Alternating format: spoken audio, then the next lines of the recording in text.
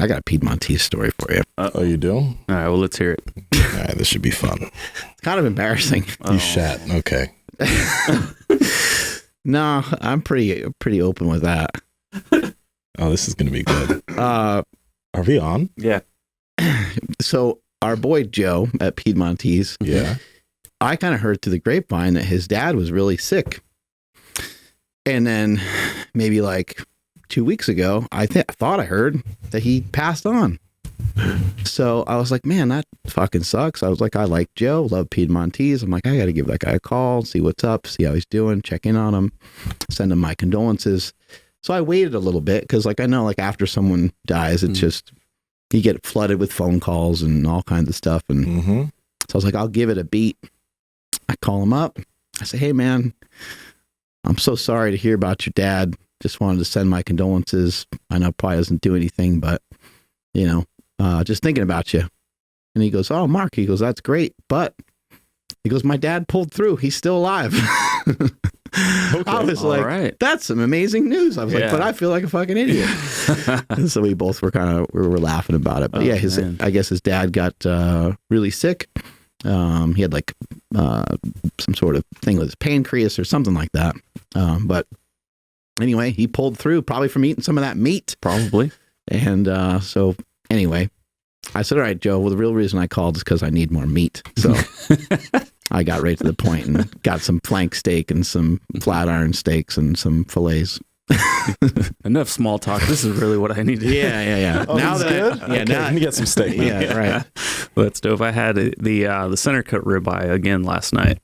I was actually looking for a full fat ribeye, but I don't think I have any more left. I've been eating all of the fats. Just transferred. It's the good side. Well, no, so what's happening? How sad is it when you go through all the meat? The worst feeling ever. You eat it all, and you're like, wait, what? Well, it's funny. Like I'll be talking to Nsima about it, and he's just like, yeah, I still have whatever it is left. I'm just like, I got to feed 3 people in my house, so like it lasts like a couple weeks, So like it goes fast, unfortunately. But yeah, keep tabs on it. Yeah.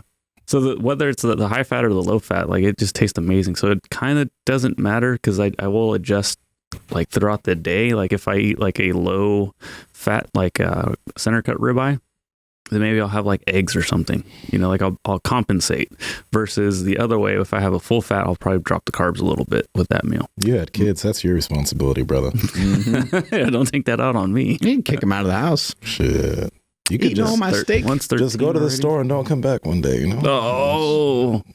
Say you guys get some milk. Go get a pack of cigarettes. Say, all right, everybody in the house got to eat this steak. This shit's mine. Put your name on it. Go get some store-bought stuff. That one's for you guys. That'd be so mean. It would be. Or just tell them it's Piedmontese and be like, my wife made some amazing meatloaf last night. I'm not usually a meatloaf fan, but she took the 96 lean ground beef. She cooked some bacon as well and put it in the meatloaf. It was just like, it was off the charts. This will be interesting. Nsima, do you know what meatloaf is? I knew someone was going to say it's a loaf of meat. All of my, hey, this ain't even nothing, but like all my friends in high school, all my friends of Mark's complexion in high school, they're always talking about meatloaf. I'm just like, what the fuck is that? The fuck is meatloaf? Yeah. It's like a meatball. It's like a giant meatball. Yeah. It sounds like it's really good. I've just never had it. It's delicious. Yeah. My whole life. Smothered in like ketchup. It's like really good. It looks like it's no, seriously. Yeah, no, it's good. Have you had meatloaf? Yeah. Yeah. When was the first time you had meatloaf?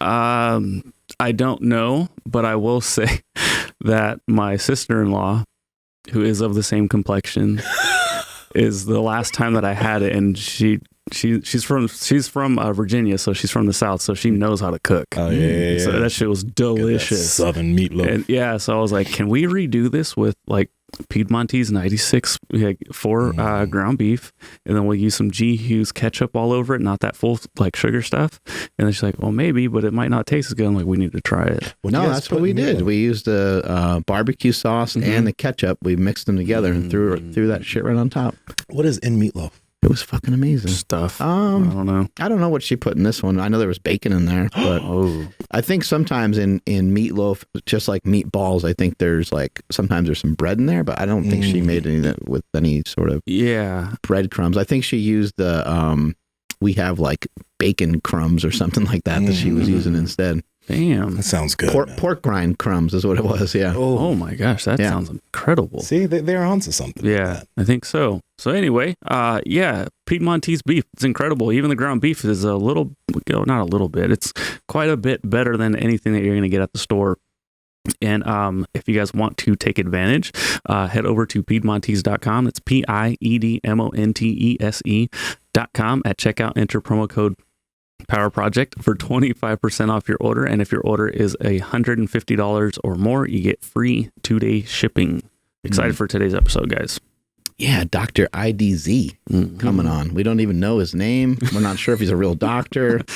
We don't know anything, but he's got great information. That's all that matters. Yeah. Does that matter, though? Like, if he has that stethoscope for looks, does it matter at all what the information's coming out? Looks good enough. Hey, good enough for Dr. Fauci, good enough for Dr. IDZ, I guess. I like it. Yeah. No, I'm curious because, you get into those arguments. It's like, oh, well, where's your degree or whatever, blah, blah. I don't even know what the fuck they're called. And it's like, it doesn't matter, though.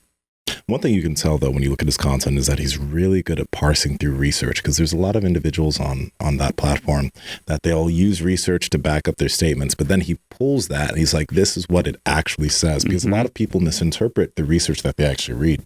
And interpreting research is a skill. Like, there's a lot to it. And he's very good at it. I honestly would not know how to even read and or interpret a study, like any study, unless, I can read the conclusion and I can maybe like get a little bit close to it. But I don't know about you guys. If you ever really looked into and read a study, it's pretty complicated. It's hard. The end conclusion will say something about the hemoglobin and the red blood cells. And you're like, well, I don't even know that much about those things. So I can't really I can't really conclude much since I don't know a ton about this topic. And so it's great to have people like him. It's great to have guys like Lane Norton and other people out there that are pulling out research and giving their interpretation of it. But, I do think that studies are studies and they're not very long term, and there's tons of conjecture that can be thrown at them. They might give you some idea of what's going on, but I don't know how useful that is all the time. I just heard the other day that there was a study about, people talking about an apple a day. And for a while, there was even some people talking about having an apple before meals, do that a couple times a day. And it can reduce the overall amount of food that you eat, but it can also have a positive impact on your glucose post that second meal. And we've heard of the second meal effect before on the show, but it was more in regards to having like protein and then eating, later on in the day, like you have protein in the morning. And then when you eat lunch, it's supposed to help you to potentially better handle the glucose and things like that. But again, I think it all comes down to like long-term habits, and it's the long game. I heard an analogy the other day that if a plane was leaving from New York to go to Los Angeles, if it was just off by 3 degrees, it would end up in Tijuana.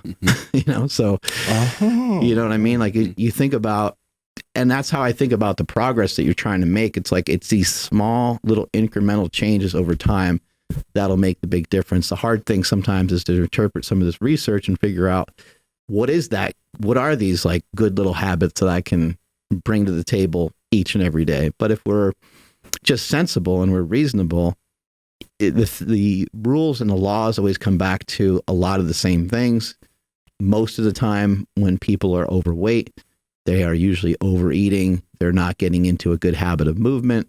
And potentially they have bad habits with their sleep and maybe some other habits that are just not introducing enough movement, exercise, and healthy eating into their life. Yeah, no, it doesn't really take much. Like before we started the episode, we were talking about how, he had a video where he's talking about, or someone was saying that if you want to build muscle, you need to be in a surplus. If you want to lose or if you want to lose fat, you have to be in a deficit. But there's a lot of like little things or little nuances there. Like you can build muscle while you're in a caloric deficit. But are you willing for it to take a little bit longer, not see as much progress on the scale as quickly? and do that over time. What about a teenager? Like that's not even eating that much food. Yeah. That's not even training. Yeah. They're going to gain muscle while they're in a caloric deficit. Puberty is a crazy thing. Right? You know what I mean? Because of the hormones that are going on in the body. And so there's context to everything. Your age matters, your sex matters, where you are in your life matters. We're learning more and more about sunlight, what sunlight can do. I would even say like it would have a massive impact on your fat loss, whether you're depressed or not. I would just imagine that it would be harder to lose body fat when you're depressed. Not necessarily saying that you can't lose body fat, not necessarily saying that you get to skip past the laws of thermodynamics, but I would just imagine even in a caloric deficit, if you're really stressed, maybe your body doesn't want to let go of that fat. And there's just the fact that you're going to be moving less if you're not feeling as good. Like you're not going to want to take the walks that you need to take or do the things that you need to do. So it will make an absolute difference. But the great thing about him is that he goes into a lot of the small nuanced things that are pretty damn important, because as much as we want things to be super black and super white as far as all of this is concerned, it's not. There's a lot of middle ground. Oh yeah, there's a lot of gray to everything. I think when we think about people that are in shape, we just see such a wide array of folks that get into good shape. Sometimes there's PEDs in the history. Sometimes there's great genetic potential in the history. Sometimes there's a combination of those two things. And sometimes there's a combination of all of those things along with somebody working their ass off. We also see some people that maybe don't have as much focus. Maybe their whole goal isn't to be shredded, but they're super lean just because that they've always been that way. And they've had these habits from the time they were a kid. Maybe they played soccer. Maybe they were doing track and field. Maybe they've always been on the thinner side. And so therefore, maybe it's a little easier for them to be lean. And then we see people post on social media and we kind of get confused on like, which person should I follow their method? But there are some people, like in my opinion, the best way to be the most jacked and to be the leanest is to never get fat in the first place. So people that have grown up to be somewhat of hard gainers, that might not be the most ideal thing to like look super jacked. But if you look on social media and look at most of these guys that are really shredded, I would say that a massive majority of them are probably people that have never really acquired much body fat in their life before. And so it's just interesting to try to figure out like who's got it right, who should I pay attention to. But there's a lot to be learned from really everybody, in my opinion. There's a lot to be learned from everybody. And it's important to not try, like, if you find somebody and let's say they've always been in shape, I think something that's valuable is looking at what are the habits that they have. Because some people look at that and say, oh, they've never been fat, so they don't understand my experience. But if you are in a place you don't want to be, maybe you could try to pick up some of their habits to get to where they're at. Because even though they've never been through the hardship that you're going through, that you've been through, you could pick up the idea of daily walks, the idea of not having snacks in the house, these things that they do, and implement those into your lifestyle to get you from there to ideally somewhere close to where they're at, because they're obviously doing something that allows them to maintain that. So what are those things? Because those are universal. Despite them not having been super big before, those things are universal. So how can you implement those into your life right now? That's the big deal. I think it's a huge myth that people think that you have to have gone through something really horrible in order to have great advice. It's a fallacy. It really is.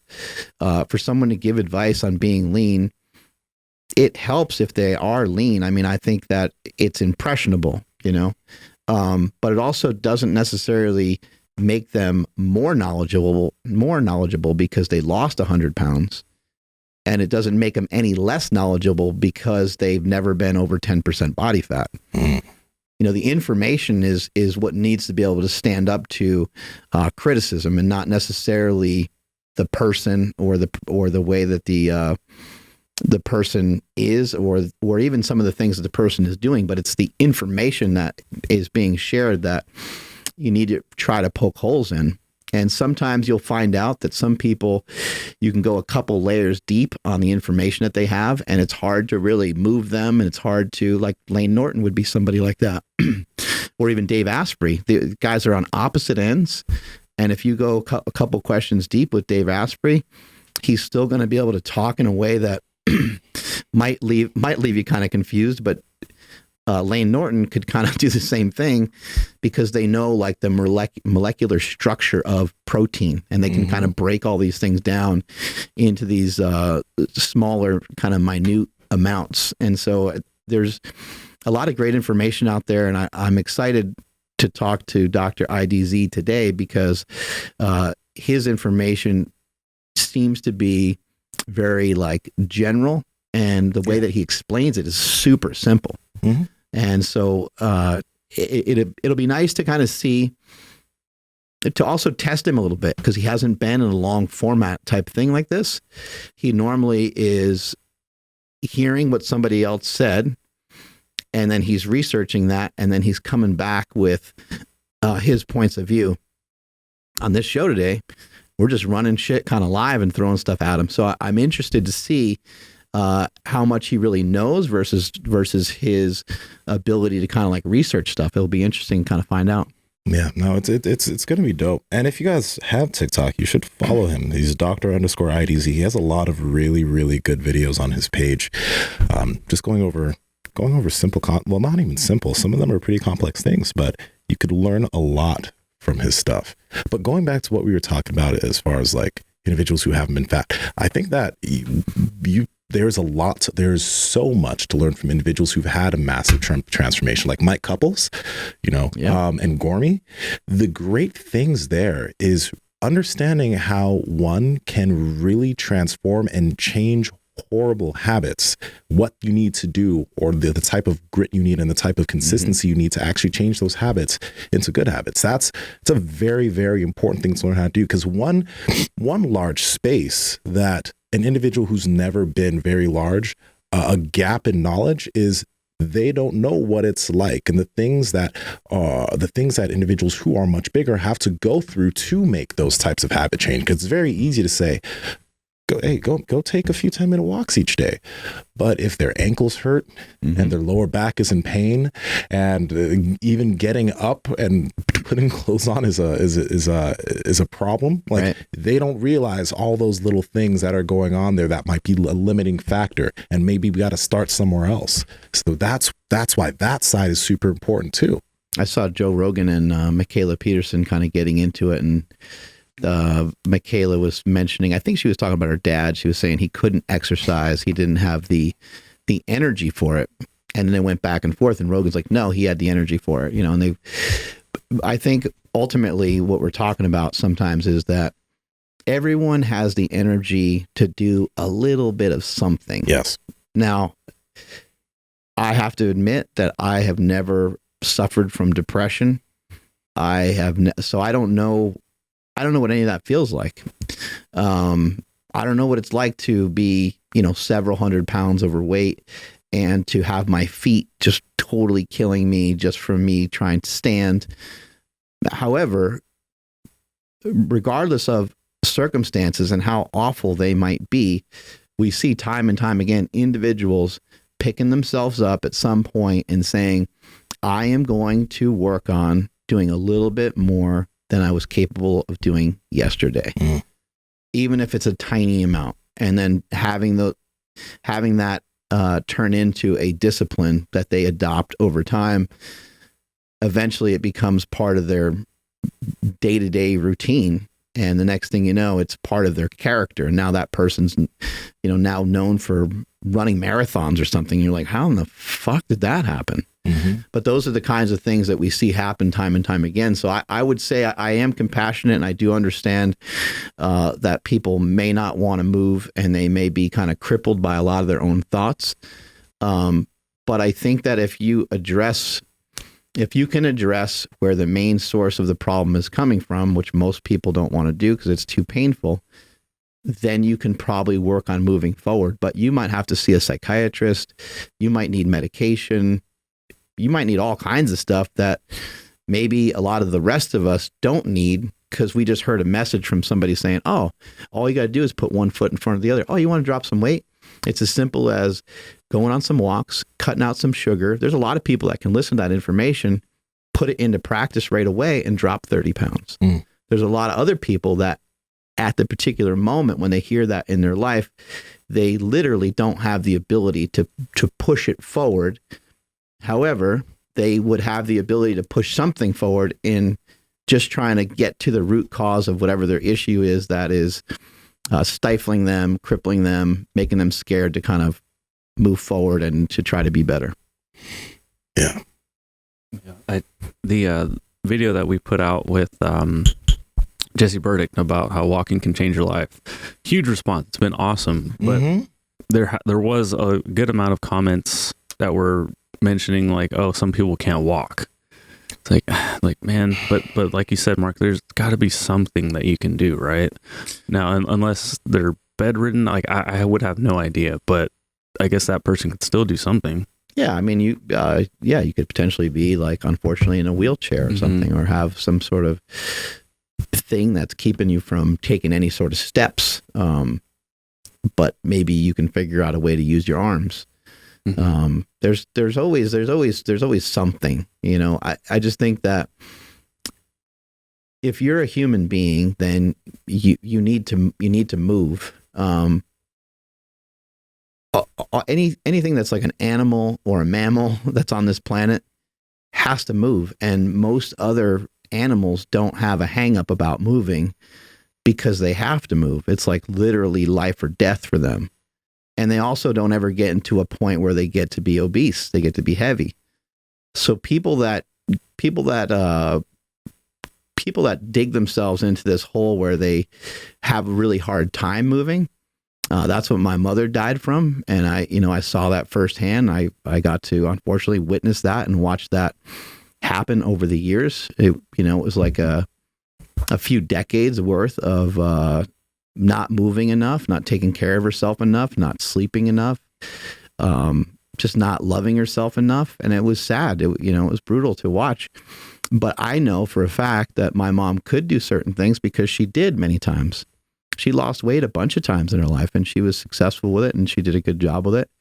But ultimately, it was her mindset that ended up kind of taking her down. She died from a mindset that wouldn't allow her to understand that if she worked on stuff every day, she could chip away at it over a long period of time. Now, this is a woman that was abused as a child.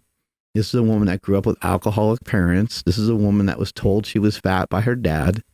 So she had a lot of cards stacked against her. But I saw firsthand that she was able to manage it sometimes. And there was other times where she wasn't able to manage it. So I personally believe that everyone can figure it out. But it's not necessarily just a matter of desire, because nobody wants to be in pain. Nobody wants to die. Nobody wants to be considered undesirable, fat. Nobody wants any of those things, really. So it's not just a matter of like wanting to do it. A lot of people do want to do it. But when they go to do something, they get punched in the face so hard, it hurts too much for them to have a good enough positive experience with just walking to the mailbox to the point where they don't want to try it again the next day. And if you were to think about yourself, if you went to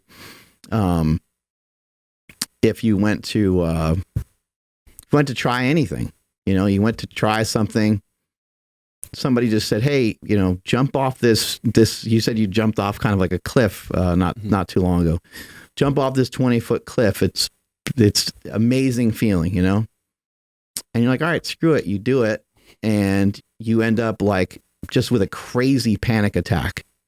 You have to go to the hospital. They're checking out your heart. They're like, man, like, I don't know what you were doing, but like you could have died. Are you going to go back and do that again? You could do it again. You could say, well, it's just mind over matter. I got to figure that out.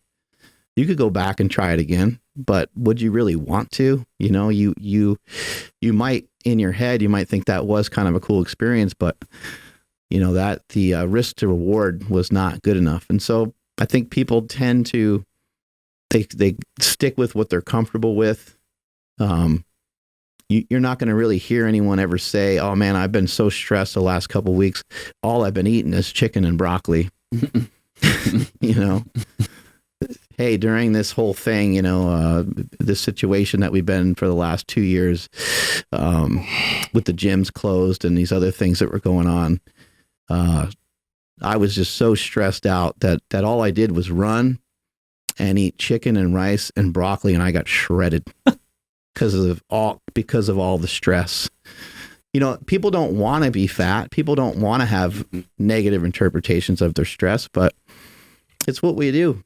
And it's like a little blanket. It's a little thing that makes you feel a little bit more comfortable than if you didn't have that. Sheesh.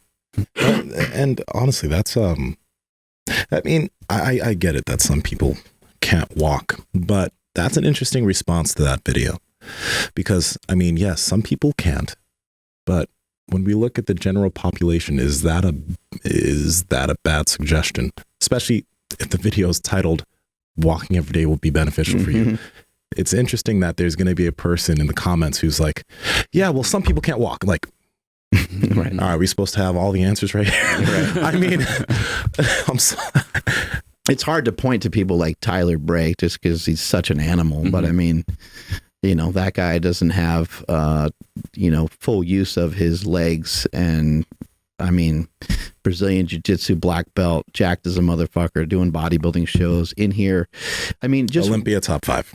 Olympia top 5. I mean, the guy is just, it's ridiculous. But one thing I found interesting with him and some other folks that have been in here, that have had crazy injuries and things that have happened to them where they sometimes don't have legs or they only have one leg, is the setup that they have to go through just to get themselves to a particular point. And that's my main point, is like, I've seen people with circumstances where they're way behind, they're miles behind other people in terms of their convenience to be able to do a certain thing, but they still figure it out. Watching Tyler trying to figure out how to put chains on his body so he can, because he can do pull-ups all day like there's no tomorrow. Him trying to figure out how to, you know, do weighted movements like that. It takes him a while to get it set up, but he's still over there doing it. He's still getting it done. We got IDZ in the house. Oh my God. I wonder if he's going to have that's his name. Idimuga. Ah. Hello. Can you hear me? Absolutely, we can hear you. Thank you so much for being on the show today.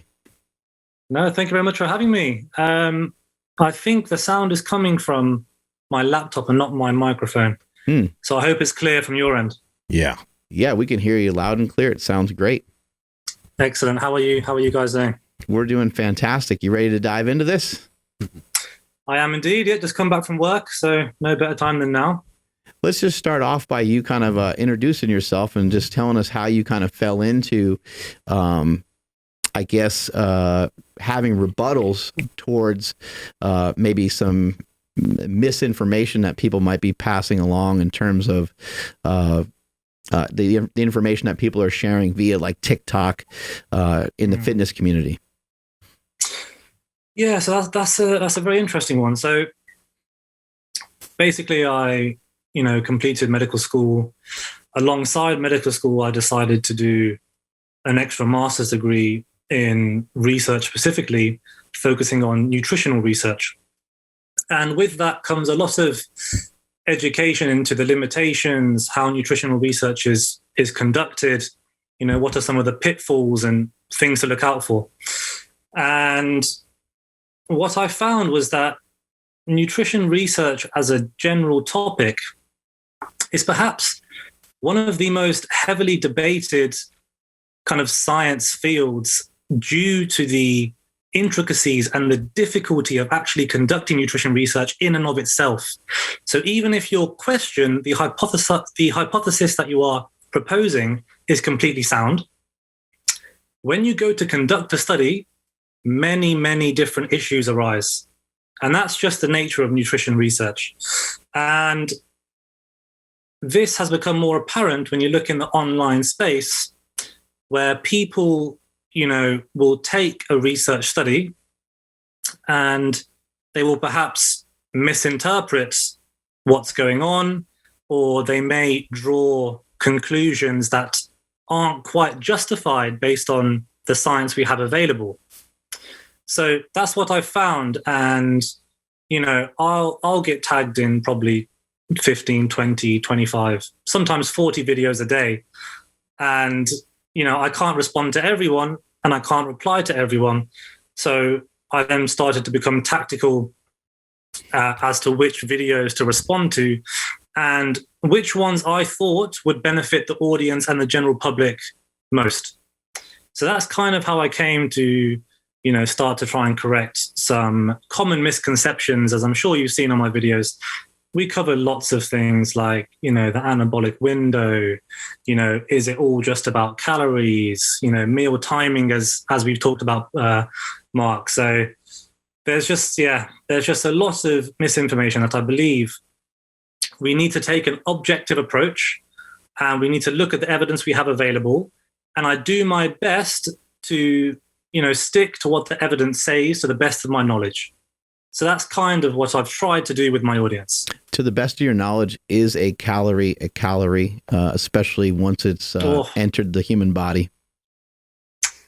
Yeah, this is this takes me back to one of the first kind of back and forth that I've had with some people, especially I think Greg Doucette basically responded to my video very early on. This was many months ago. He has a series where, he reviews TikTok videos. And essentially, okay, let's break this down nice and simple. A calorie is a measurement of energy. It's a unit of energy. Okay. And when we digest and metabolize food and nutrients, we can access this energy and we can utilize it. So it's just a transfer of heat, a transfer of energy. So that's number one. So of course, when you have 1 calorie and you ingest 1 calorie, no matter where the food is coming from, it is still 1 calorie. Yes, of course. And when it comes to weight loss or weight gain, the overall calories will always be the most important factor. Now, however, when it comes to optimal health, well-being, and your metabolism, and all other aspects of life, the source of those calories and how your body utilizes it is, of course, of utmost importance. So a lot of examples I give are, when we look at calorie-matched studies, different sources of calories can have drastic changes on our metabolic health, our appetite dysregulation, hormone function, even stress management, sleep quality. Loads and loads of avenues come off. And when you actually dive down into the effects that different calories have on our health, you then start to notice the nuance and the vast field of information that's out there. So in the basic sense of the word, yes, a calorie is a calorie.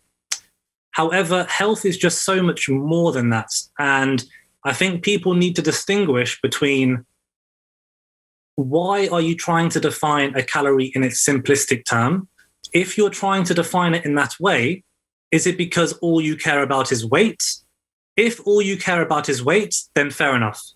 Okay, a calorie is a calorie. But calories, as we've already discussed, will have different effects on your satiety, will have different effects on the hormones that regulate metabolism, will have different effects on your sleep quality, how easy it is to stick to that proposed calories in the day.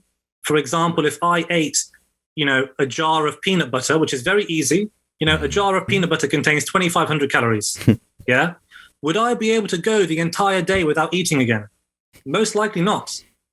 But, a calorie is a calorie. So surely that should be your daily calories.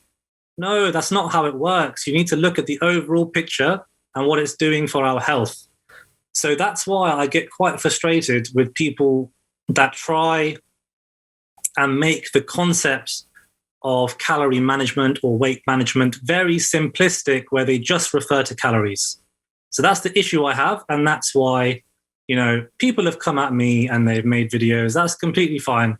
Make all the videos you want, but I'm going to stick to a holistic approach to health and not just keep things, down to the basic, simple route. So that's what I've tried. Since we're kind of on this topic of calories, and probably we're going to get to calories and calories out, we should probably talk a bit, and maybe you can explain to us the calorie equation with NEAT, thermoconnected food, all of that type of stuff. Because those are some of the things that people don't think about when it comes to all of this. When people think about being at a deficit and thinking about being in a surplus, they miss out on all those little things that make a big difference on if you're actually in a deficit and if you're actually in a surplus. Yeah, that's a very, very interesting one. And I think on paper, it makes complete sense. I think on paper, calories in versus calories out is a very nice, simple equation. You've got a scale one side and you've got a scale the other side. Oh, if only the body was that simple. Believe me, physiology for 7 years at the highest level, I don't know anything. I'm telling you, I don't know anything. The more I look into a specific field of nutritional health, the more I get confused. It's utterly fascinating. Now, let me give you some examples. Okay. Right. So calories in, that side of the scale is, of course, it's relatively simple. How much calories you intake will be, of course, dependent on food quality, whether they are whole foods, whether they are hyper-palatable foods. Mm-hmm. Does the body activate the food reward pathway? Does it make you crave more, or does it satiate you? That's what the calories inside of the equation pretty much boils down to. So that's going to be about food quality, all your basic advice, very, very useful advice, but everyone knows these things. So you want to stick to your whole foods. You want to minimize your processed foods. You want to increase the proportion of protein and good quality protein that you're having to then keep you more satiated throughout the day. So those are the fundamentals of the calorie in side of the equation. Now, the calorie outside is super complex.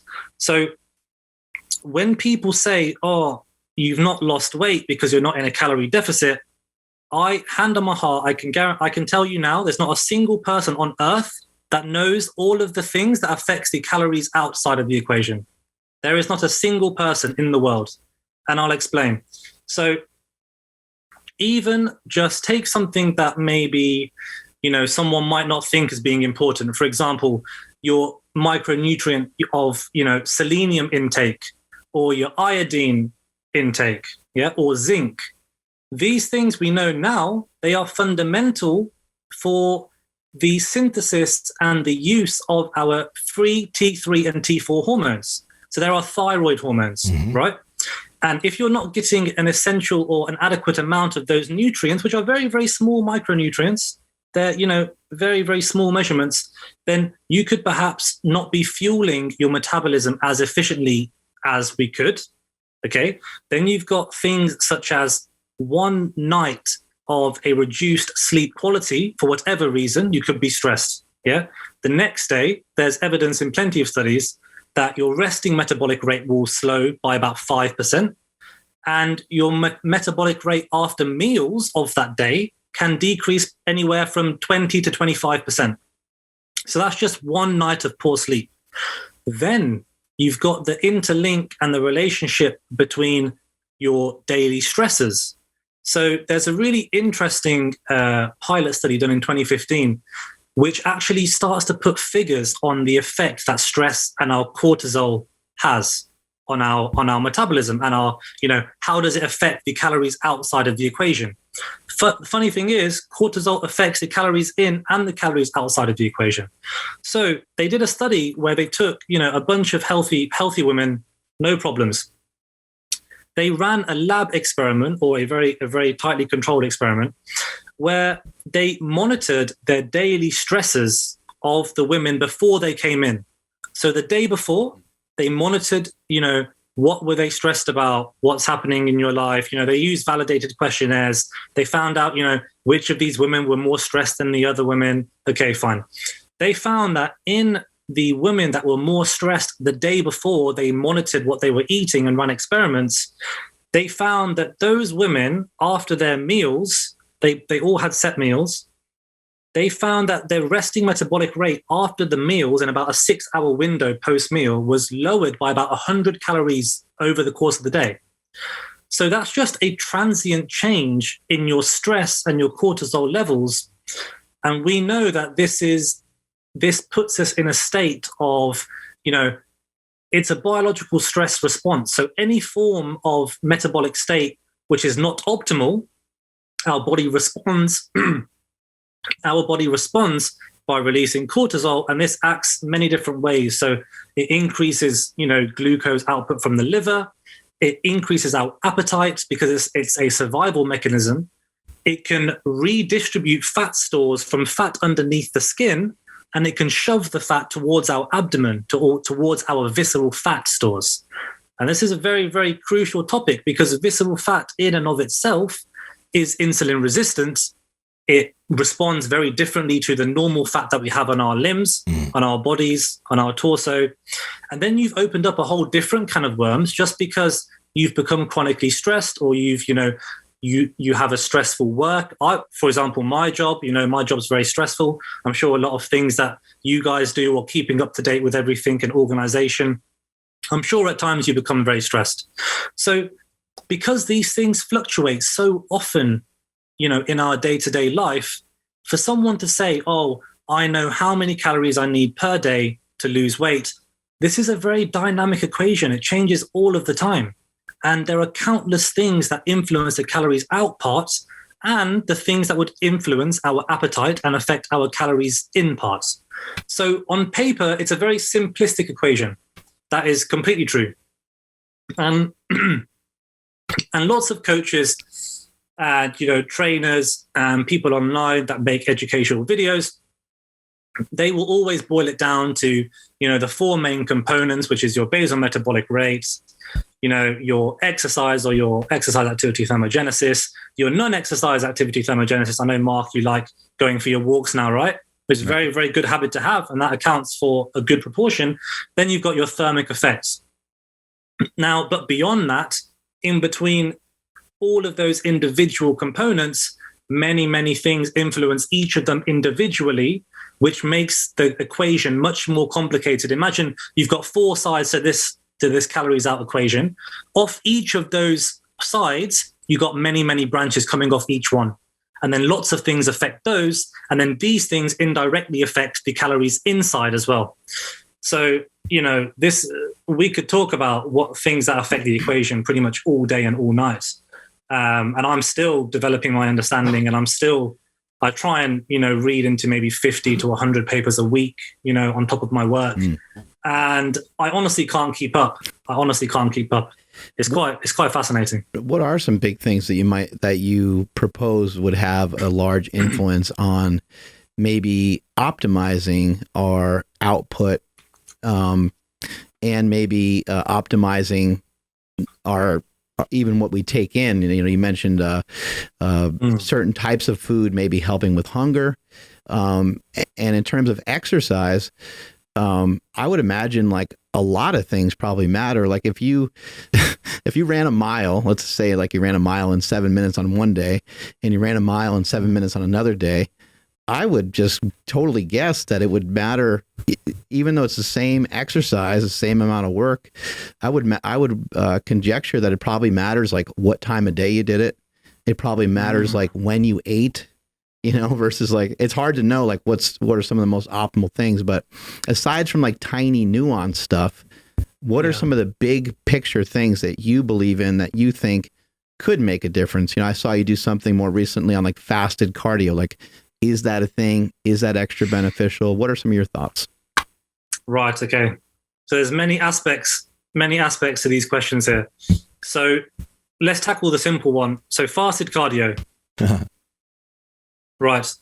In essence, this is also a misinterpretation of the evidence. And I get really frustrated where, people read a conclusion of a study and they find a study that says, fasted cardio leads to higher levels of fatty acid oxidation. And they go, this must mean that you will lose more weight if you do fasted cardio. They've gone from an observation from a study to then jumping to the conclusion that leads to better outcomes, physical body composition outcomes.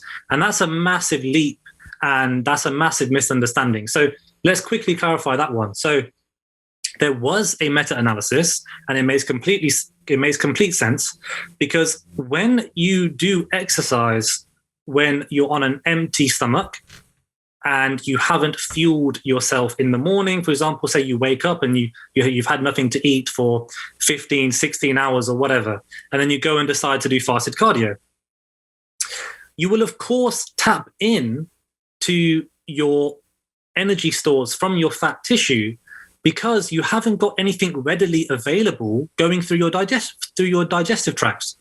So you are going to have increased levels of fatty acid oxidation if you train or if you train fasted. However, it's only because you've not yet had that meal that you should have had. So when you then have that meal, then the actual overall picture comes to how many calories and how many calories have you burnt throughout the day. So the actual body composition outcomes don't change, which I think was proven by, recall now, I think Brad Schoenfeld in 2014, where he did a fasted cardio versus non-fasted cardio 3 times a week over many weeks. And they found, surprise, surprise, or no surprise at all, that actually your body composition stays the same if you've adjusted for total calories throughout the day. So that transient increase in fatty acid oxidation post-fasted cardio doesn't mean anything, because all you've done is you've shifted the meal from being before the workout to after the workout. So instead of utilizing the food in your gut going through your tract, you're utilizing energy from your fat stores. Then after, when you fuel yourself, you'll then be storing that food as fat stores. So you see how, it's all about the 24-hour period and what happens across the entire day. So that's the first simple thing. Now, the next thing, which you mentioned about, you kind of asked me about what are the kind of some key aspects which can help us optimize the calories outside of the equation, but also the calories inside of the equation, right? And I think this nicely comes on to one key thing, which I believe you've talked about before. And I think a very, very understated aspect would be sleep hygiene and sleep quality. I'm not talking about duration. Duration is a completely separate issue. I'm talking about the quality of your sleep. Are you accessing, the deep sleep phase where you're releasing delta waves, you're rejuvenating your brain, you're actually allowing for repair and growth to occur? Or are you just lying on your phone, you're a bit drowsy, and you're lying in bed at 2 a.m. and you're activating blue light from your phone and you're waking up every 2-3 hours? So let's talk a little bit about why sleep quality is super important for the calories outside and the calories inside. So there was an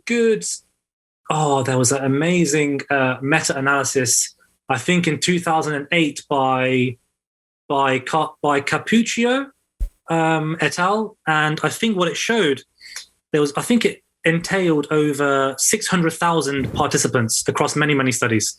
And what they found was that if you slept on average less than 6 hours of good sleep, that increases your risk of obesity by 55%. Ooh.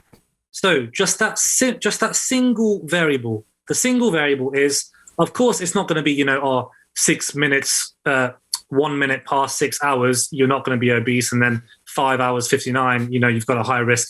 There's obviously a sliding scale, and the analysis shows that the more sleep going towards that optimum range, which is around 7 to 9 hours, the more the average people have, which lies in between that range, the lower their risk of being obese throughout their life. And this is for many reasons, because as I've already mentioned with the previous study that I cited, 1 night of poor sleep can obviously impact your total calories in the next day. So there was a study that showed where you put healthy men in a lab and you force them to only have 4 hours of sleep. They ended up eating 550 calories extra the next day. And that's for several reasons. One, this completely upsets your appetite regulation. So your ghrelin spike and your hunger hormones, they become far more, pronounced. And that's because, once again, sleep deprivation is a state of metabolic stress. Our body needs sleep. So when you deprive your body of the thing that rejuvenates the body, then of course the body is going to become stressed. So that's a form of stress in itself, is, having a chronically deprived sleep state. So when it upsets your appetite regulation, you're going to spike your hunger hormones. It actually decreases the fullness as well by about 25%. So when you actually have the same meal, but just because you've been sleep deprived, you're not going to become as satiated or as satisfied with that meal. And you're not going to metabolize the nutrients as efficiently, as is demonstrated by the figure that your basal metabolic rate will also slow down by 5%. And post meals, the oxidation and the metabolization of those meals is reduced by about 25%. So as you can see, not only does it disrupt your appetite and your levels of fullness, which will affect the calories inside of the equation, but it'll also have deleterious effects on the calories outside of the equation by, linking to a poorer glucose tolerance, by, increasing our cortisol levels, increasing circulating insulin levels, and, decreasing our basal metabolic rates. So I think sleep as a whole needs to be talked about more, and we need to discuss ways in which we can improve our sleep quality. And that comes from, sleep hygiene practices. So for anyone that's listening, or for anyone that will listen, looking at sleep hygiene practices as an overall lifestyle measure is going to be absolutely crucial. I'd even argue that having a good sleeping pattern that's regulated, that is good quality and is a similar time every day, if possible, I would argue that that would trump, for your overall life quality later in life, that would trump, no matter how much exercise you do. I think sleep quality is absolutely fundamental to our overall health and well-being. And there's lots of evidence that shows that, poor sleep, and people that do shift work, so like me, I'm going to be on night shifts in a few weeks and my body's just going to become completely messed up again. And I'm going to have to try and do my best to mitigate the issues, with changing my circadian rhythm and my sleep cycle. So that's a very, very understated one, and people need to focus more on it.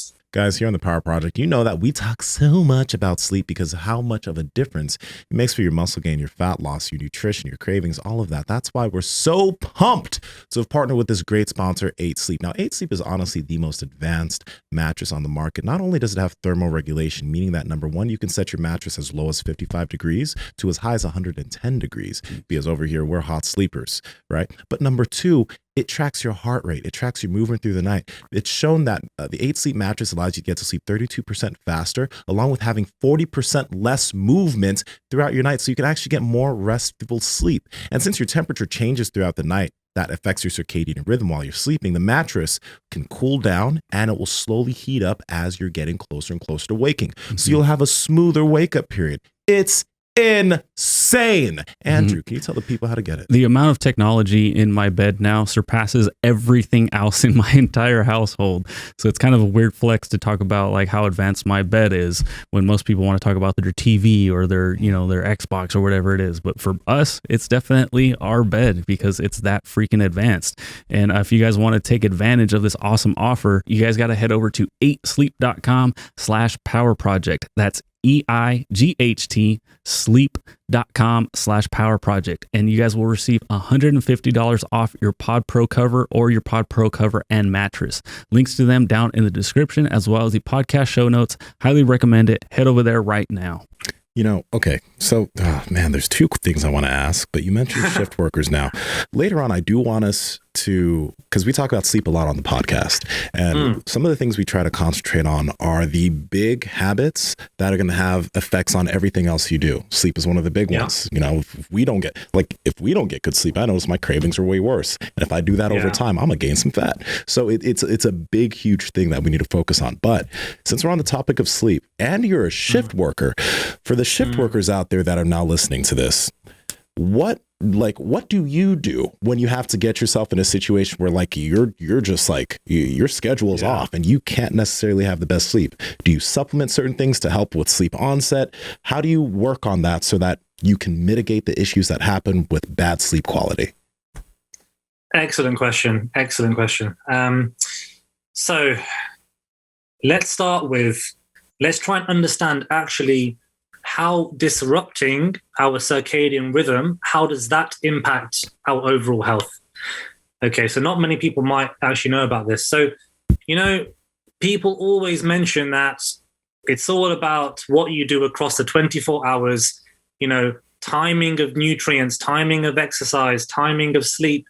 People put these things to a lesser importance. However, the field of chrononutrition, or the field of nutritional science, where we look at not just the total amount of nutrients you're having, not just the quality, but also the timing, is showing to actually have a fundamental role in our overall health and well-being. And that's demonstrated many times. So there was a very interesting meta-analysis in 2020 that showed that shift workers, or people that would regularly consume large amount of calories towards the later part of their circadian rhythm.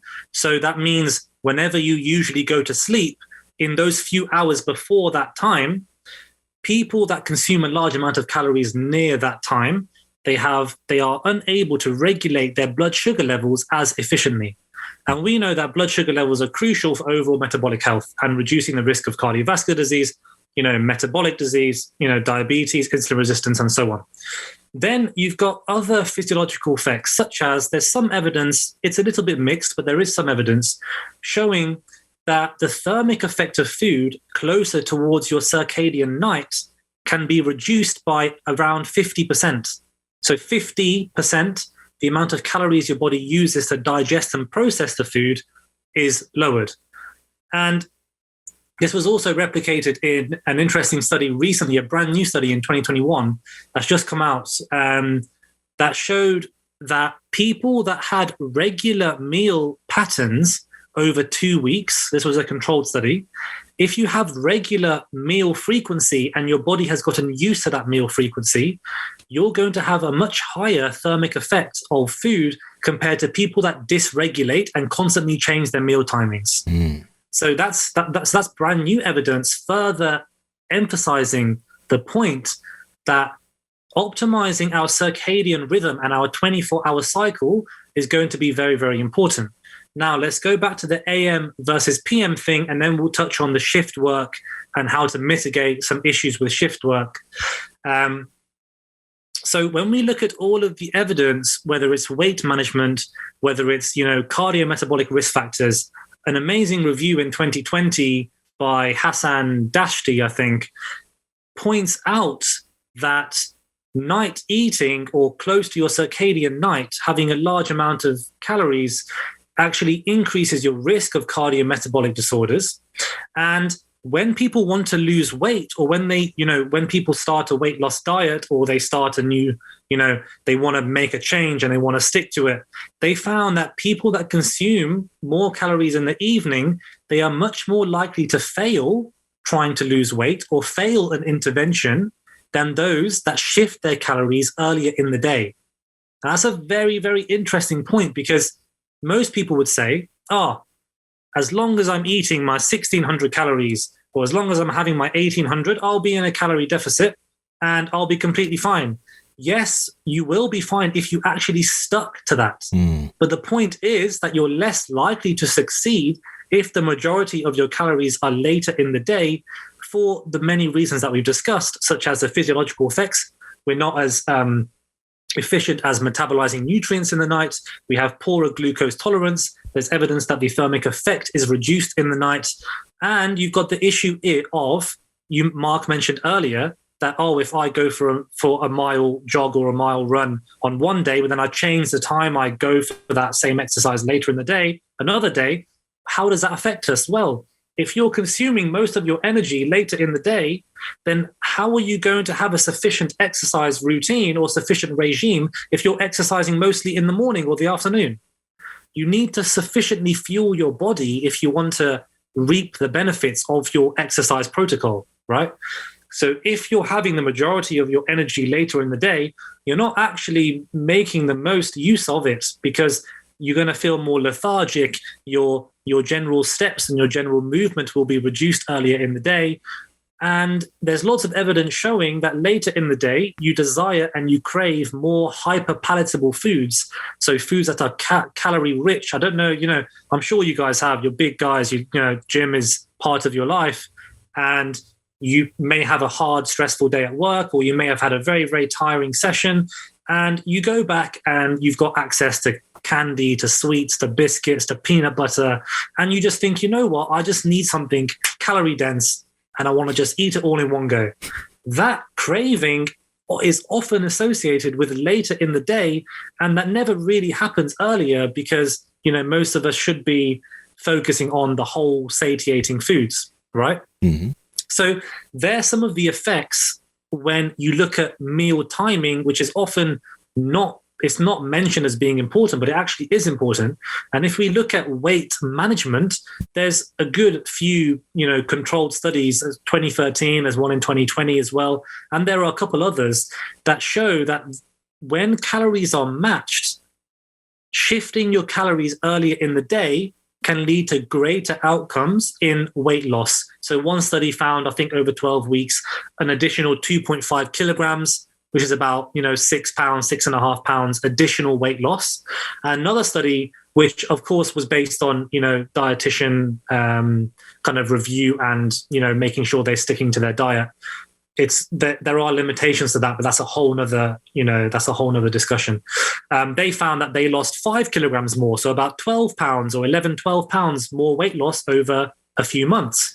So meal timing has a more significant effect on our health than people realize.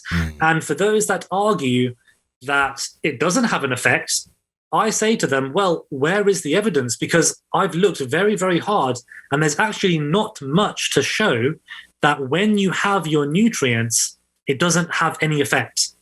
The overall totality of evidence we have available right now shows that actually meal timing does affect our health. To what degree, we are still yet to find out, as the field of chrononutrition furthers and it expands.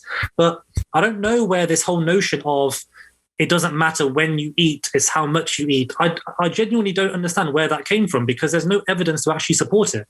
There's only a very, very small amount. And when you actually look at the overall literature and you conduct your own literature reviews and you look at reviews by, Hashan Dashi, and you look at weight loss interventions, you look at dietary adherence, you look at cardiometabolic risk factors, it all points to the fact that meal timing is actually very important. So now we've established that meal timing is important. Let's look at shift work.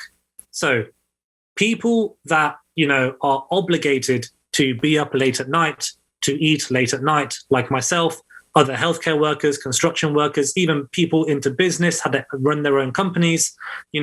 I'm sure you guys have found yourself working late at night a few days as well. You might be on your laptop, you might be researching things, you might be, organizing the next week's worth of, people that you're going to talk to and clients and etc.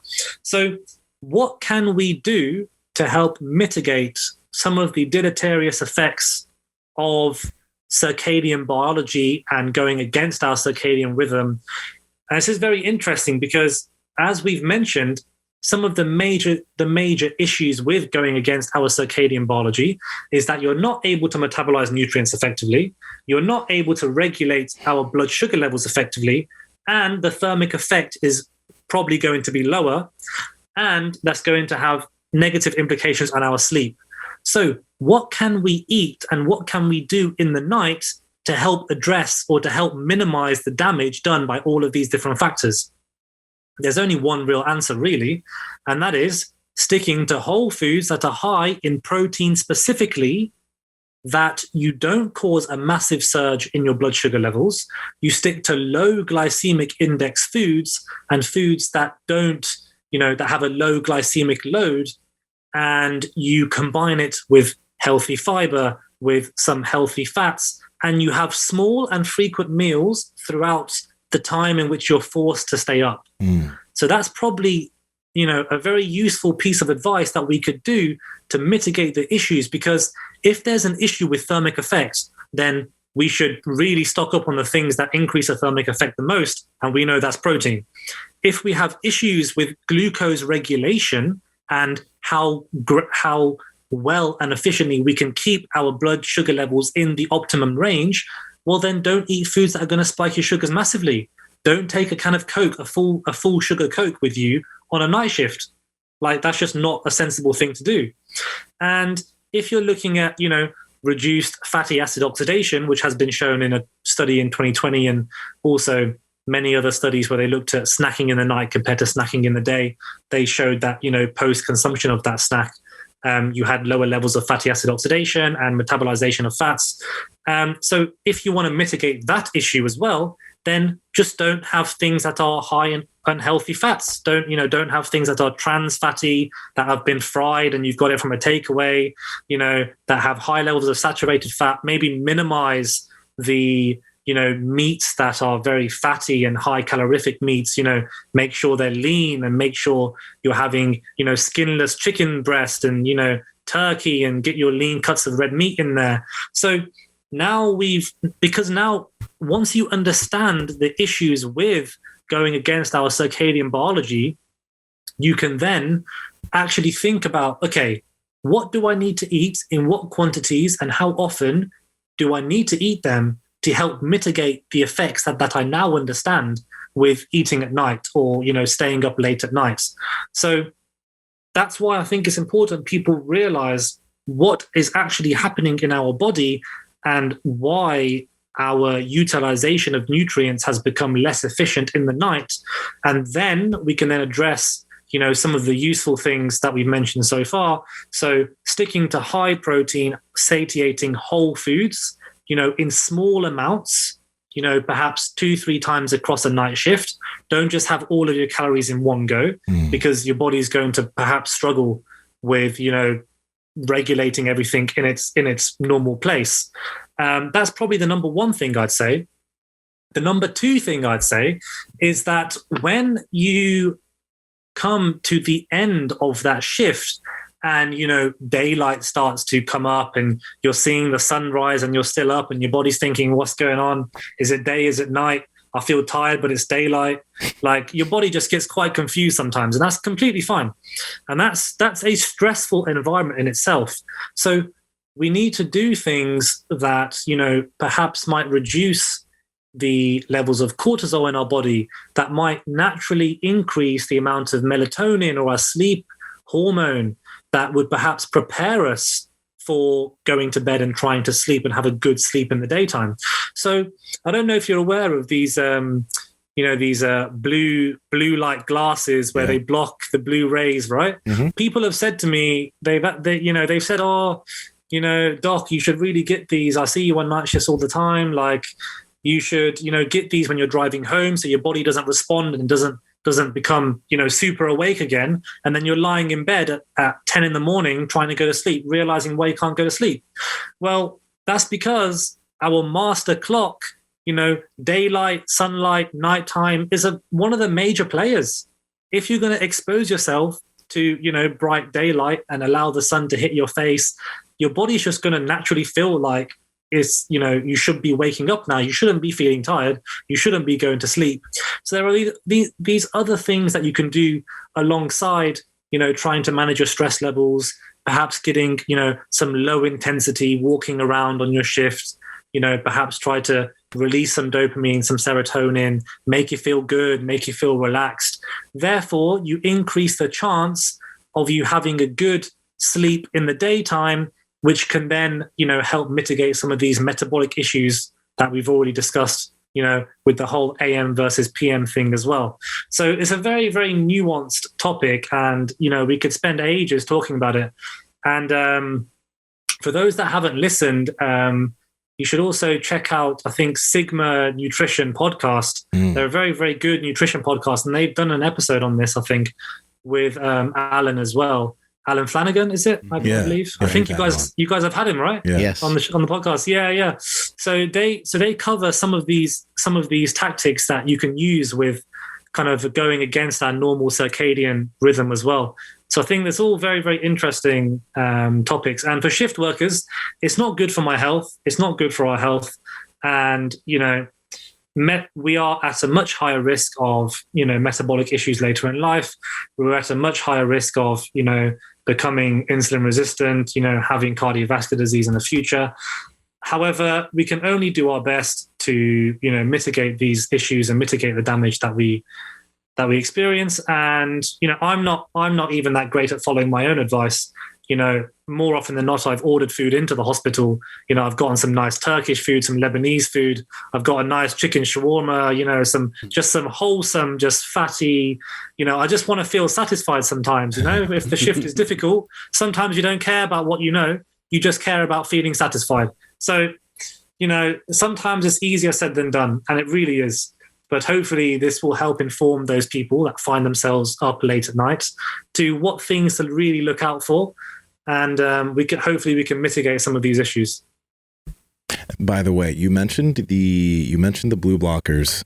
Do you think they're useful or useless? And then number two, for falling asleep, those shift workers that, let's say they're getting home and they're now having problems falling asleep, is there any type of supplementation that you recommend, that you have used, that might help with that or might be beneficial? Or do you just want to deal with lifestyle factors to probably try to just get yourself to sleep naturally when you get home? Yeah, interesting. So blue light blockers, I've not used them myself. I don't regularly advise people to use them themselves. Mm-hmm. However, I have heard good things about them.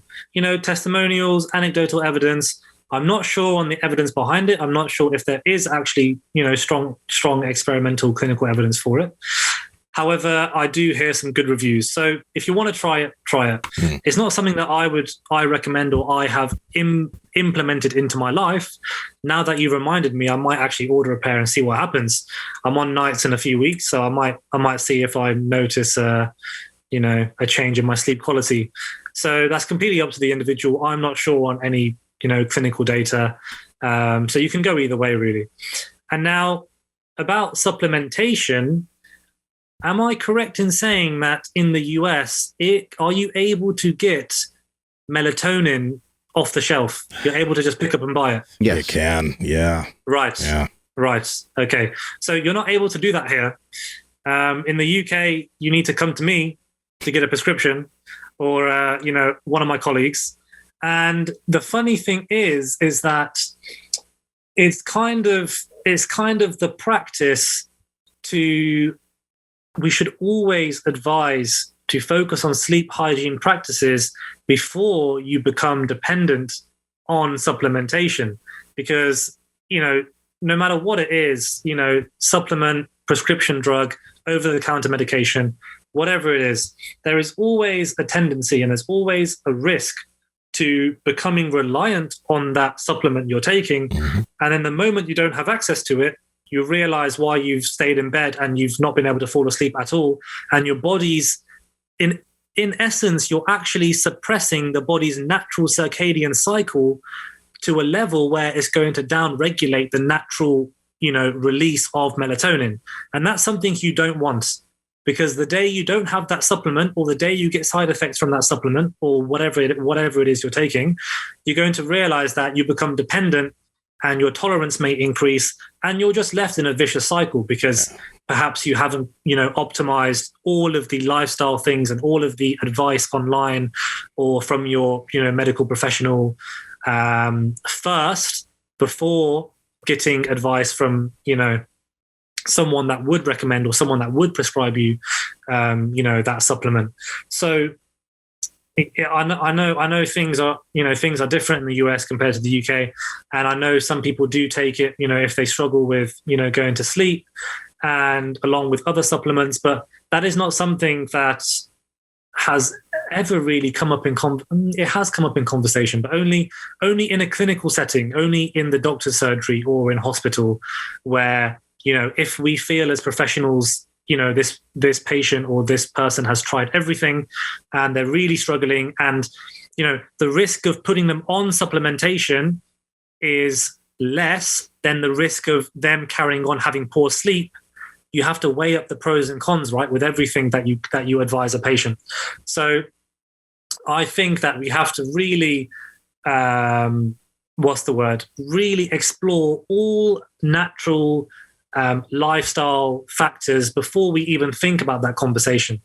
So that's kind of my general view on it. I would really, encourage people to look at sleep hygiene. There's mind.org.uk. You've got, sleep hygiene websites, helplines, mental health services. They're easily accessible. I'm sure they are in the USA as well.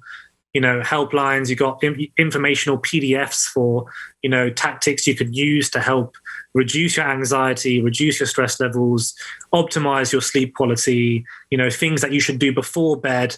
So having like a regular kind of bathroom ritual per se, like people have a ritual where they do, a certain number of things in the same order in the hour before they fall asleep, and they reduce the time on their mobile phone.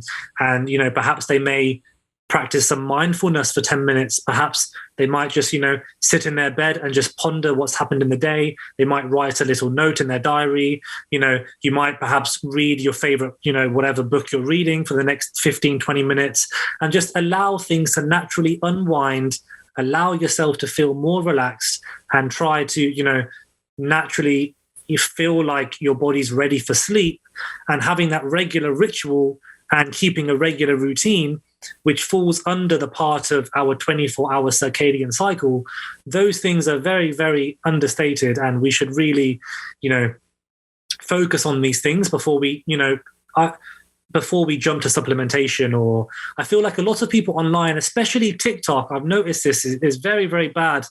People that talk about supplements, and I've talked about supplements before myself, 100% I have, but when it becomes the focus of a creator's page or a person's page, they know that people are just going to watch it, they're going to engage, because it's not difficult to buy a supplement.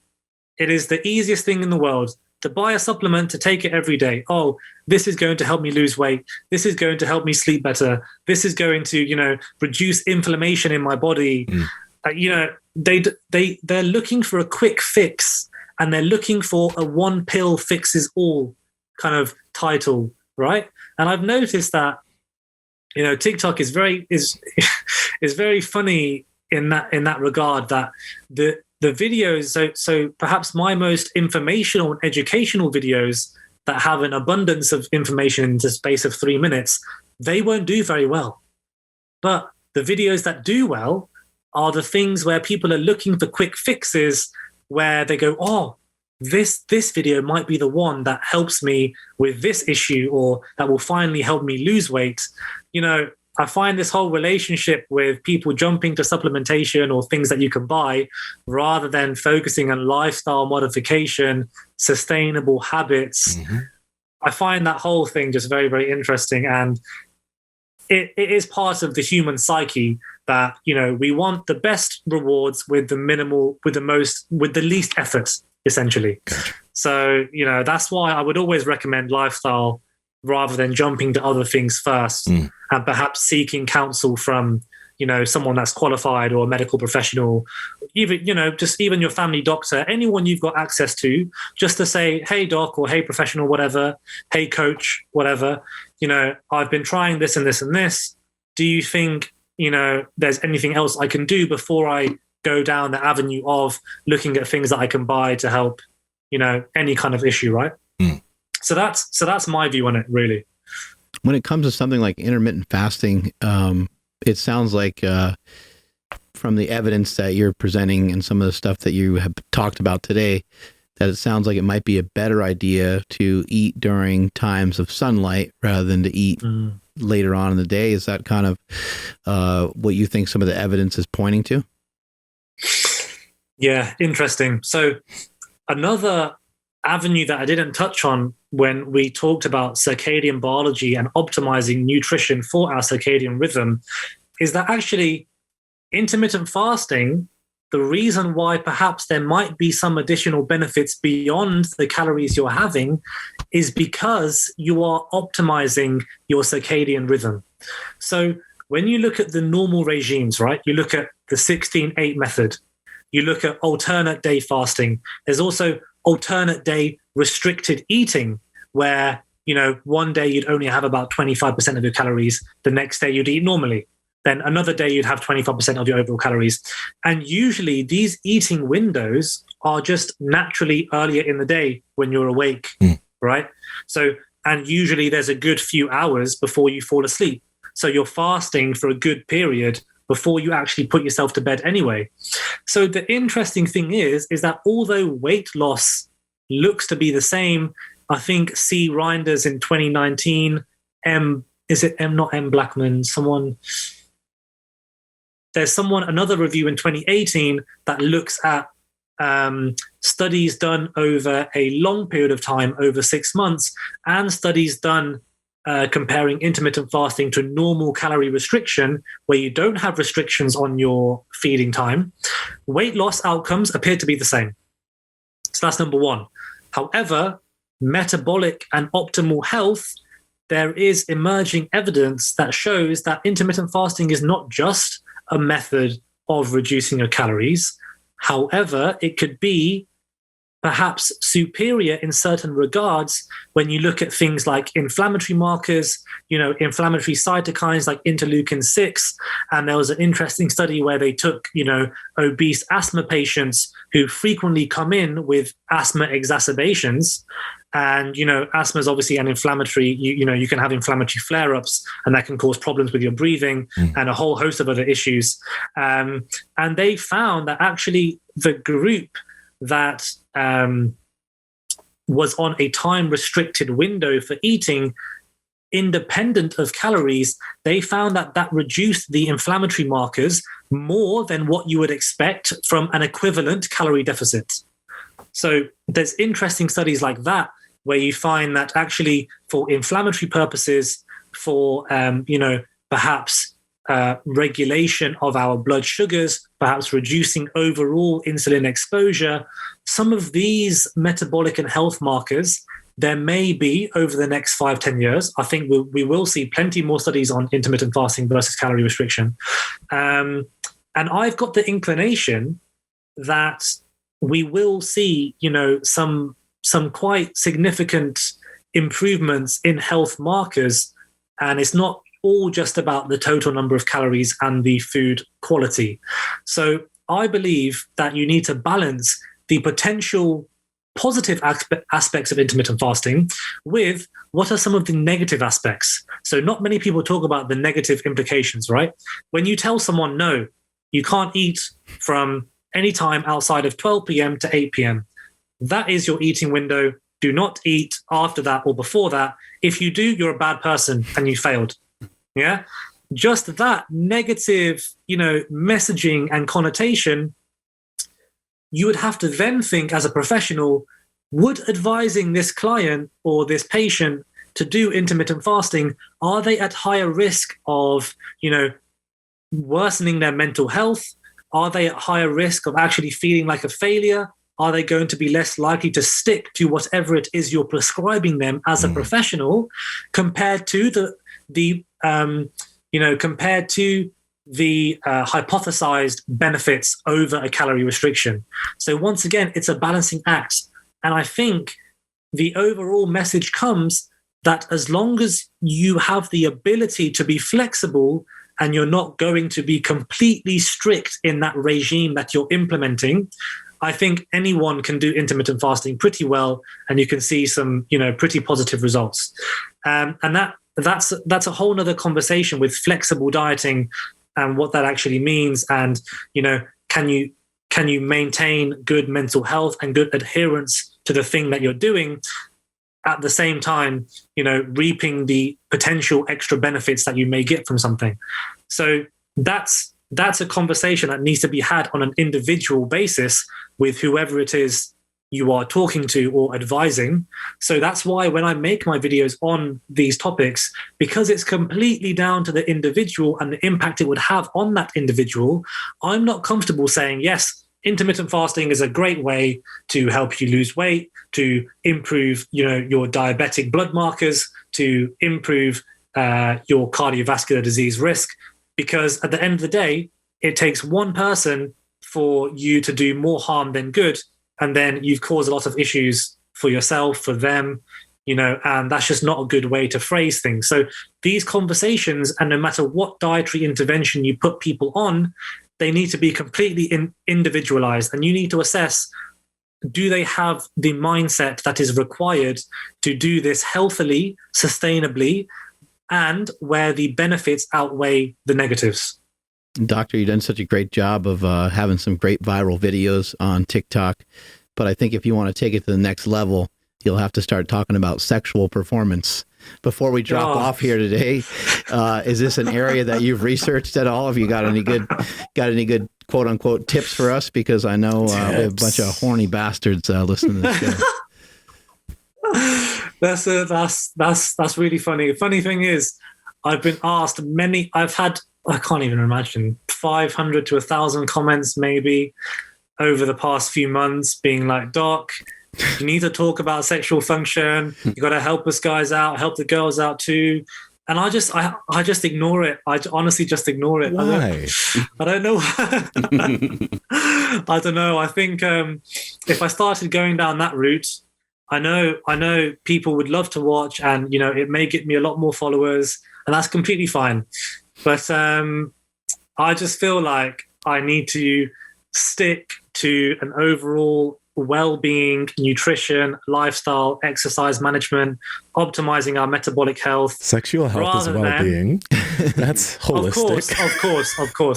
Of course it is. Important sexual health function is very important, and people that have issues with sexual health is actually a very, it's a very validated issue that needs to be addressed. Of course it is. I got one more question for you. How have you been able to stay stick to the subject matter? Because sometimes some of the people that are conjecturing some of your videos, sometimes they're being mean to you too. They're talking trash or saying that you're not a doctor and these things. So how have you been able to just kind of stick to the script and just get the information out there? It's been a very, very tough journey. Very tough journey. I've kind of tried to build my audience on objectivity rather than responding with emotion. I know perhaps responding with emotion would gain more traction. People like drama. People love drama. People absolutely love drama. And at times I have really wanted to respond and really wanted to just, throw the words that I'm thinking out there and just give some haymakers, some verbal haymakers, and just, but you have to understand that as someone that is representing the UK medical field that is fortunate to, have a growing audience and a large audience, and to have opportunities like this where I can share my views, I think objectivity is absolutely crucial. I do not want to be, going down the route of, talking about someone personally, about addressing someone's personal issues or personal views. I want to solely stick to what the evidence says, and I can try and phrase the evidence and the information in a way where it takes aside who the individual is and it just focuses on the words that they are saying. So that's what I've tried to do when I make these responses, even though people have, insulted me. They've tried to report me. They've tried to say, no, you shouldn't be a doctor. Absolutely terrible. You're sending people to their graves. Jeez. I get plenty, and it's not going to stop.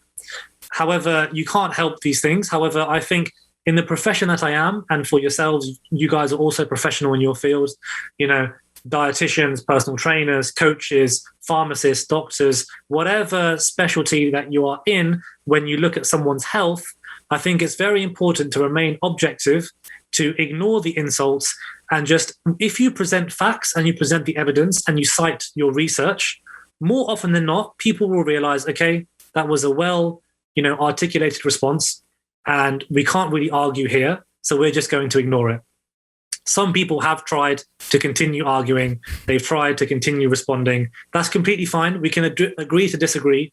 I don't know everything, and I'm sure, as a few months ago when I look at some videos, I've perhaps maybe changed my stance on some things that I may have said based on new developing research or new meta-analyses or just information that I just wasn't aware of. I'm very open to learning about new information. And that's why when I've networked with professionals like yourselves and other nutritionists, dietitians, doctors, we try to share new and exciting scientific information so we can make sure that when we put out a video, it's the most up-to-date, accurate information to the best of our ability.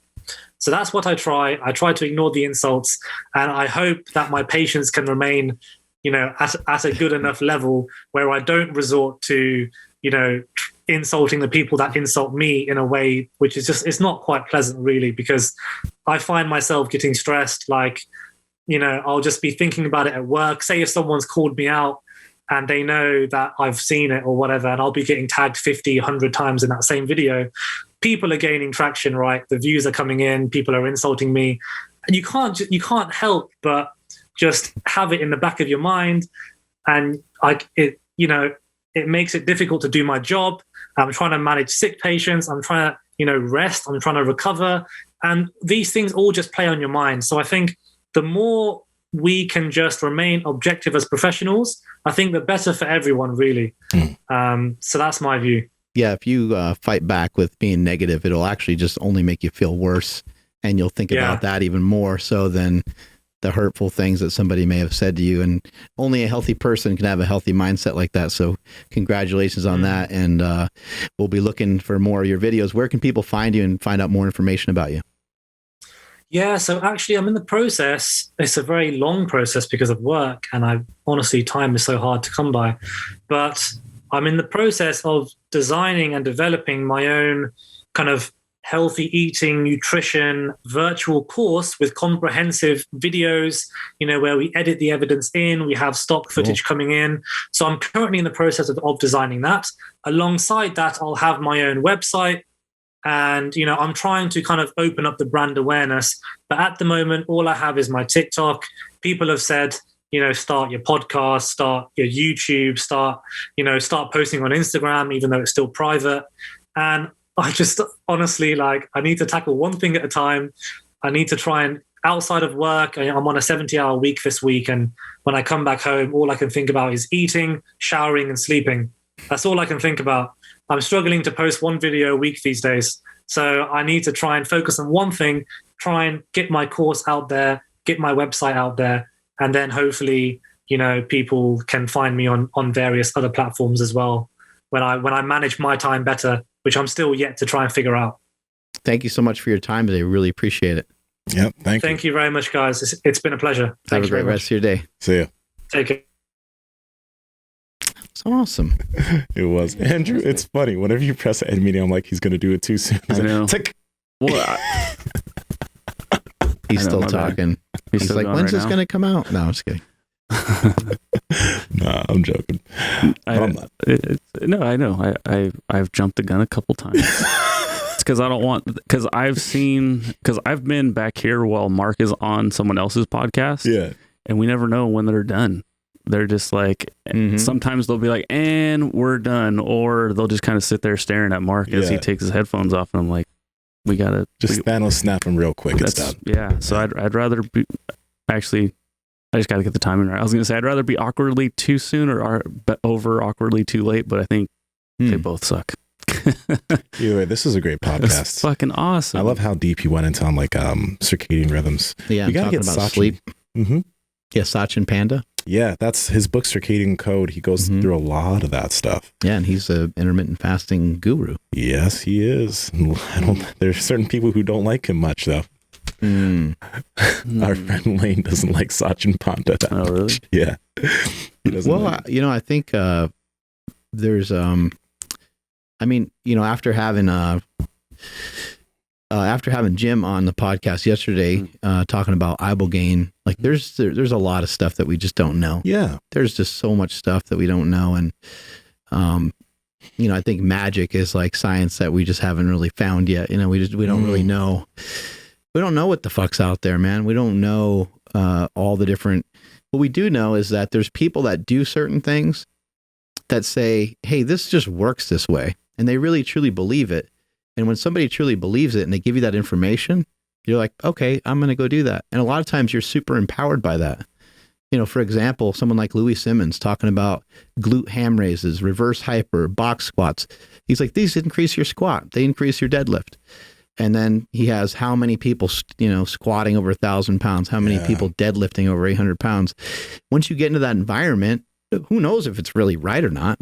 It's actually kind of almost irrelevant on whether you could have scientific research that would show that you would get better results from doing jump squats as opposed to box squats or whatever the information is. It really doesn't matter. It's that someone believed in something and they believe in it so much that they inspire other people to go and do it, and it has good positive benefit. I think another example like that is fasted cardio. And we could sit here and kind of pick it apart and say the science doesn't show this, doesn't show that. I wonder if the research has ever been on anyone who's lean. I wonder if the research has ever been on like bodybuilders. That would be great. A great thing to study is contest prep, females and male people that are going to get on stage. That's where you see it most commonly used. And if you think about, let's forget about fasted cardio and how it can maybe optimize fat burning, because maybe that's the wrong way to look at it. And I think that's what the doctor today was referencing. It's like, who really cares about that part of it? What matters the most is the habit. Like, how long did you go without eating? You probably didn't eat in the middle of the night, and you probably didn't eat right before you went to bed. So you may have had a 12-hour time lapse or so before you had your oatmeal and your egg whites or whatever it is that a bodybuilder, eats first thing in the morning, right? So I think that the actual habit of doing that day in and day out and saying, hey, I did that for 30 days, or I did that for maybe even longer. I did that for 12 weeks, and look at how shredded I got. It's not necessarily like the actual thing that really did it, but it's the overall habit and the fact that you did it day in and day out. Yeah. It's, and that's one of the big things that I'm kind of glad that we got into here. And I'm kind of happy you really talked about sleep that much, because seeing how it cascades into all the other habits that you do in terms of like how hungry you get during the day, how much food fills you up. I think that not the little tidbit, but the fact that you will get, I guess, 25% as full as you typically would if you don't get enough sleep. That was really interesting. You know what I mean? And it plays a big role in all the other actions that you're going to take. That's why we talk about habits so much. 55% more likely to be obese if you don't sleep 6 hours. It's fucking wild. I'd get fat if I didn't sleep for more than 6 hours. I really I'd gain weight because I wouldn't be able to do what I need to do. It's a crazy thing, but so I think, sometimes what we're sharing is and just in fitness in general, is we're sharing hey, it'd be amazing for people to get below 10% body fat or something, right? Which is wild. It's a very difficult thing for some people to do, and maybe it's unlikely that certain people ever reach that. It's like a preposterous proposal in some way. But what I think is that if you have bad habits right now, I think maybe the best thing that you can do and the easiest thing that you can do is just ask yourself, is this interfering with a lot of aspects of my life that are having even more negative consequences than me just enjoying some food here and there? So what happened to me was in my powerlifting career and getting bigger and bigger and bigger, I got to a point where my food negatively impacted my blood pressure, my glucose, not to anything crazy, but those things being impacted also negatively, and who knows what came about when, but my sleep was impacted negatively. So now you got your sleep negatively impacted. You have your glucose, your blood pressure. Now we have three things working against us. Maybe even having definitely at some point having pretty severe sleep apnea. I mean, now we're dealing with a real uphill battle that makes it harder and harder to get yourself out of. So it's totally understandable to enjoy food, but maybe you don't enjoy food. Maybe you don't enjoy food so much that it negatively impacts your sexual performance. Maybe you don't enjoy food so much that it negatively impacts your sleep.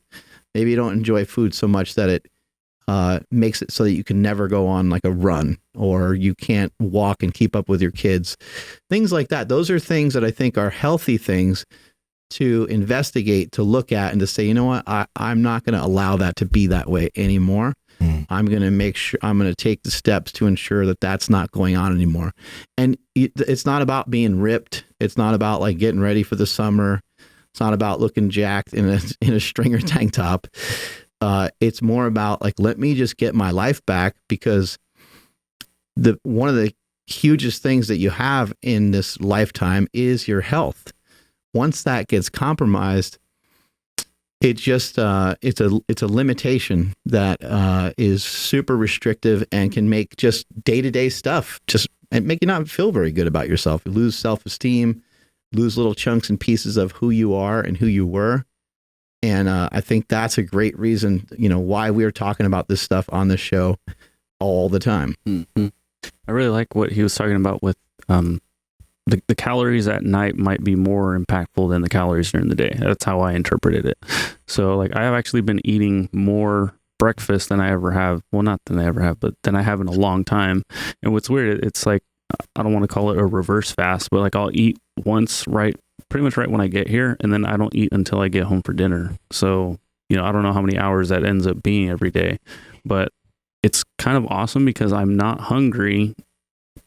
And when I fast, I don't really get hungry either, but I'm not even close to thinking about it. It's completely out of my thoughts. Like when I'm fasting, I'm just like, well, probably around 1 o'clock, I'll make something to eat. And now it's not even there at all. But it's exciting to hear that like maybe I might be optimizing those calories a lot more because I'm taking them in earlier in the day. And it's really good what you're doing because you're controlling your appetite. Yeah. Like just that aspect of like being in control of your appetite and not feeling, I'm like ravenously hungry during your day. That's a good thing. And that's like, if that's what you've landed on right now, that's sustainable for you. Fucking ride that out and see where it goes. Yeah. I think that's absolutely like what I'm going to do. Cause I know eventually I'm going to start probably getting hungry in the middle of the day, and then I'll be like, well, it's time to switch. I won't eat that first meal. I'll just keep eating the middle of my day now. Yeah, my last meal is usually like 5 or 6, but I usually will still have some calories after the meal. Like I'll usually have a protein shake or something afterwards. So I just think, if something's not really a problem for you, like somebody that's listening, if something doesn't seem to be problematic, don't sweat it. Like don't make such a big thing of it. But you still might want to try some of these things. Since we had Alan Flanagan on a while back, I started to work on trying to have my dinner just a little earlier. And I've actually noticed that has helped my sleep. On nights where I eat more, if I eat something small before bed, like an hour or two before bed, it doesn't seem to have any impact really at all that I can notice. But if I have a big meal,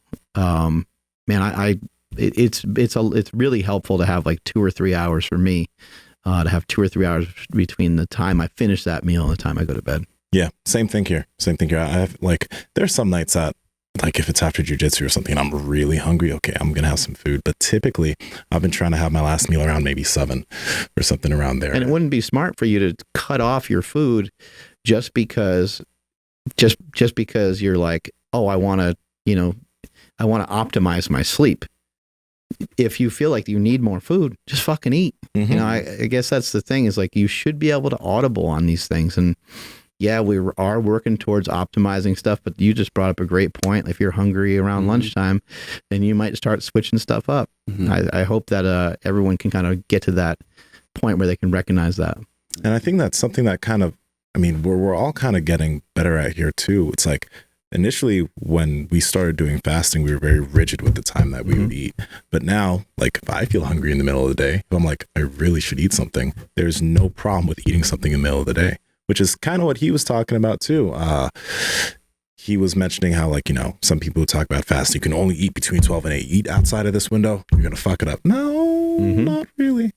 Even Dave Asprey, even when you mentioned that you have protein in your coffee, he's like, something in your body is calling for it.